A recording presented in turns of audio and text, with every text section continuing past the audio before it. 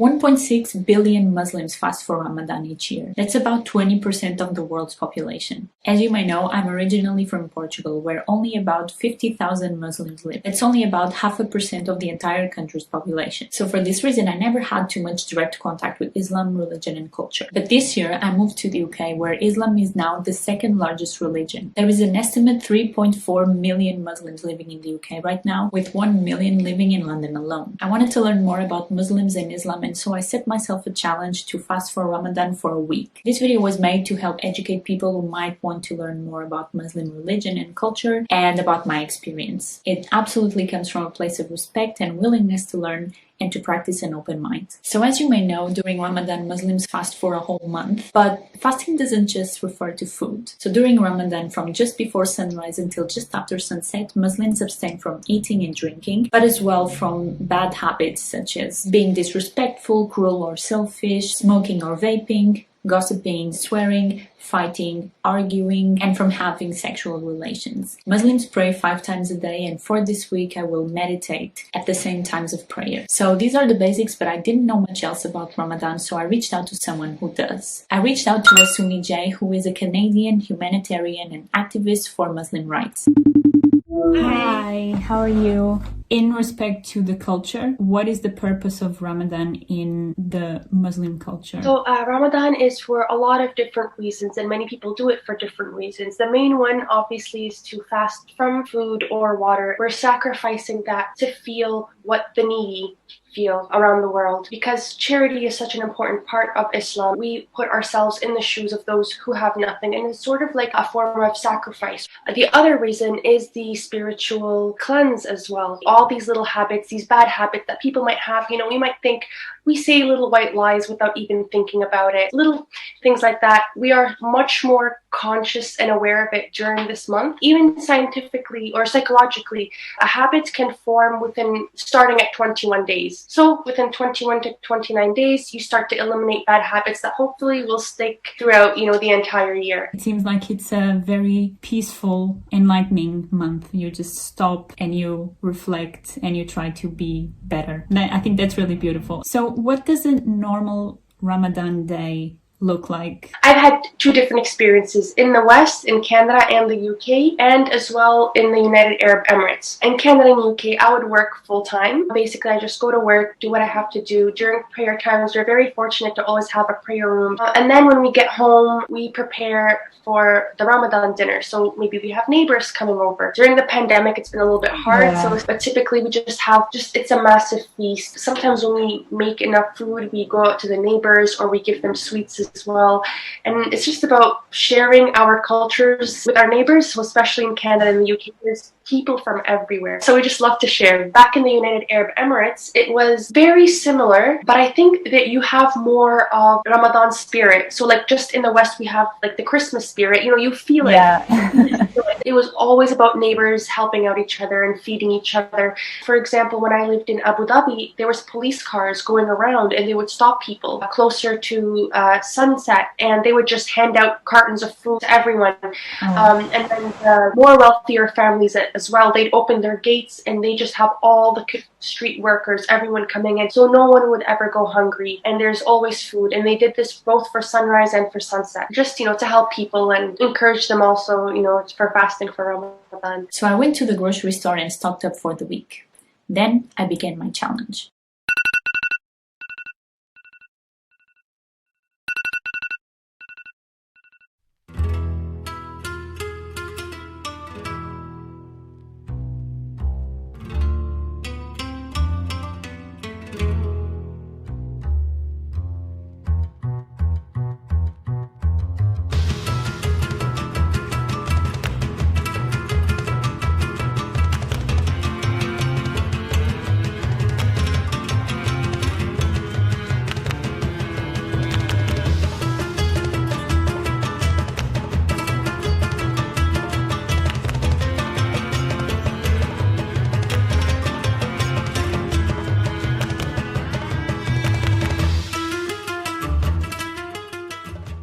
Good morning. So last night was a bit rough and I did something wrong. First prayer time is around 3:45 6:45 a.m. So I set up an alarm to wake up and do some meditation at that time. I thought I'm going back to sleep and then I'm going to wake up at around 5 and have breakfast. So I'll be eating as close to the sunrise as possible, so I will have, I guess, less time in between the first meal and the last meal of the day. Turns out that's not correct.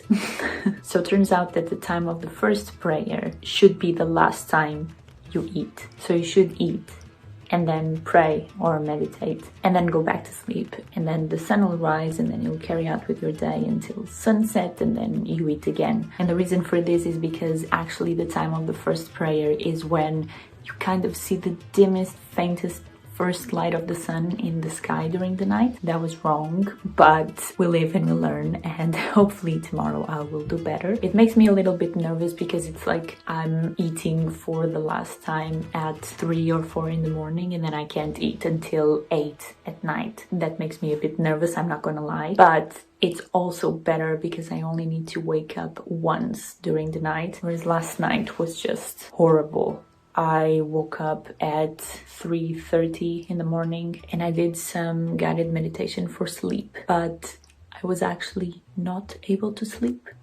Now it's 12:30. My stomach's kind of asking for food, but I can't drink any water, so that's going to be maybe tough. I think the importance of doing this and taking this seriously is that you take the time to stop and think. For me, okay, I had this rough night of sleep, whereas many people, they have to get up really early, work night shifts. For them, it's not like, it doesn't get to be an annoyance. It's what they have to do to get by or to be able to work. And same like enduring a day without eating or drinking. I'm thinking like, oh, it's so hard. But when you think of it, I can just go to the kitchen and grab something to eat if I want to.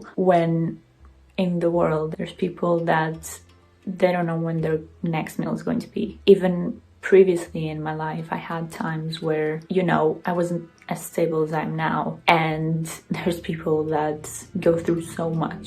I can't complain. Because when the sunset comes, I'll go to my kitchen and I'll have food to eat. Honestly, like, it seems so small because we are privileged enough to have it, but it's definitely something to be so grateful for, that we don't have to worry about when we're going to eat next and if we have anything to eat or if you're going to go hungry to bed. So that's the whole point of this. And yeah, so let's see how the day goes. It's not too far off, only 7.5 hours to go. It's going to be fine.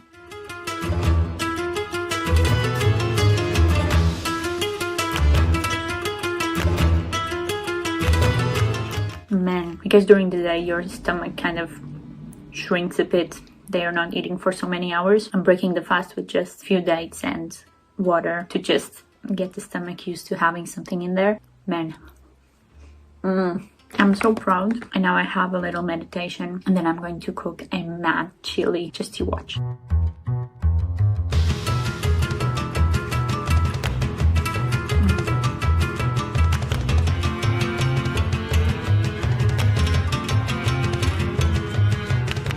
I'm honestly really surprised with how I handled the fast. Thought I was gonna die.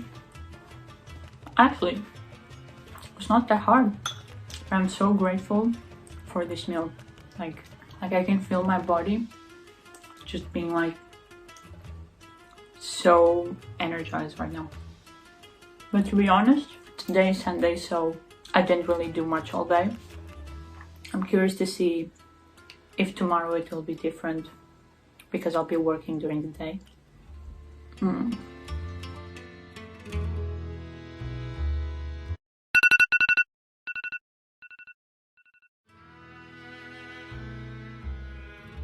So last night I woke up, had my meal and meditated in the correct order. I was so not hungry when I woke up, but I knew that I just had to eat. I sort of force-fed myself and tried to drink as much water as possible. But when I woke up this morning, my body just screamed at me like, I want water.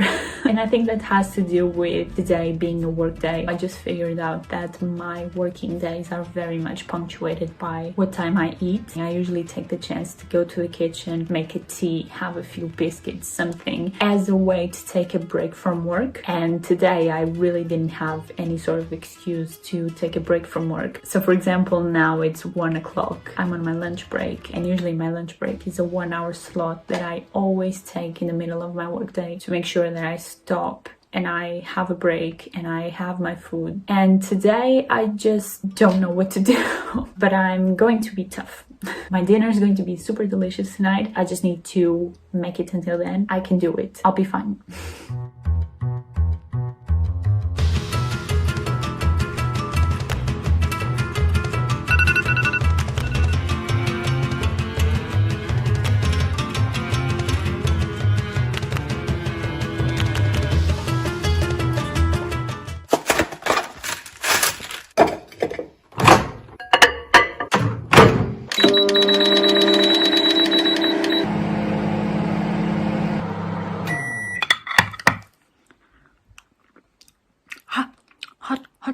With the body still getting accustomed to the day without eating or drinking, it was easy to spend the day thinking about food. So I became interested in learning how Muslims make sure to stay healthy and strong during Ramadan. When I was in college, I had a teacher, and he always liked to tell the story that he taught in Dubai at one point. During this time of the year, he would go to class and he would see sometimes the girls would be so very pale. Every now and again, one of them would faint in class. He said that used to happen regularly. In terms of health, what do you think is the effect from your experience? The thing is, that's why you have to eat healthy.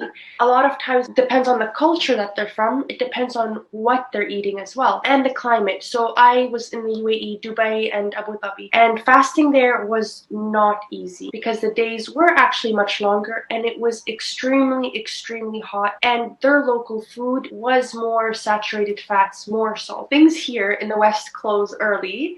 In Abu Dhabi, you'd find us hanging out at the mall at 3 a.m.